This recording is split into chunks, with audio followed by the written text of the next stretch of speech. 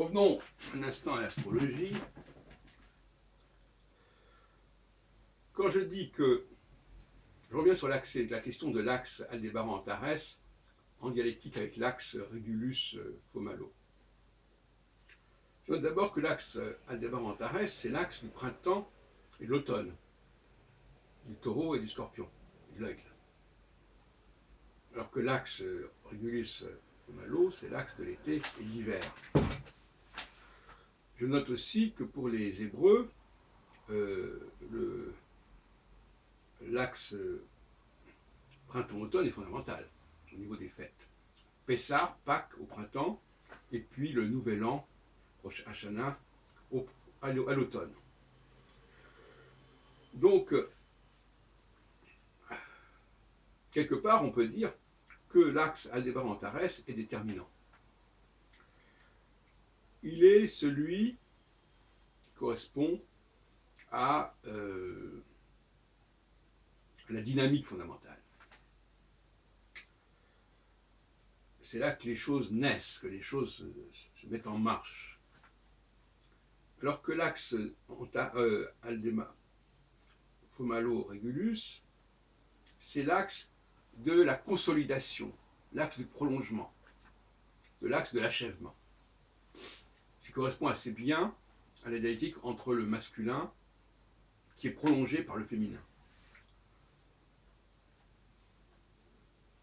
Voilà actuellement ce que je dirais.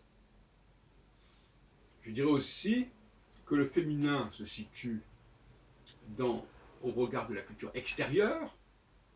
Il dépend énormément de ce qui est de l'environnement. D'ailleurs, les femmes elles-mêmes n'arrêtent pas de le dire. C'est l'environnement qui a fait qu'on n'a pas pu faire ceci ou cela.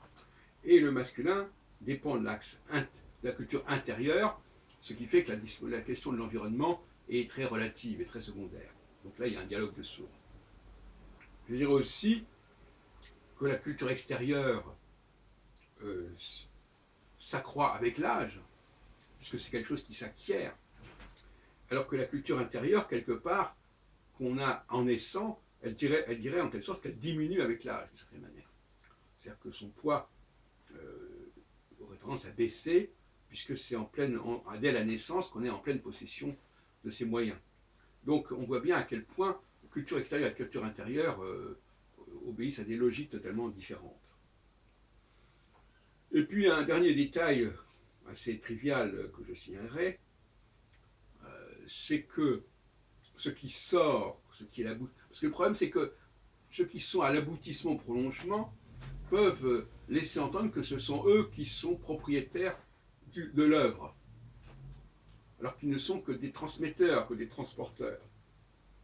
Et un exemple banal et même trivial, c'est quand on va aux toilettes, ce qu'on évacue, c'est des choses qui ne sont pas de nous, qui ont été reçues de l'extérieur. Que ce soit, et puis c'est vrai aussi pour l'accouchement.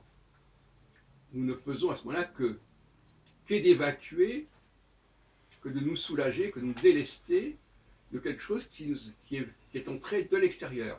Ce qu'on appelle autrefois, on appelait ça input, output.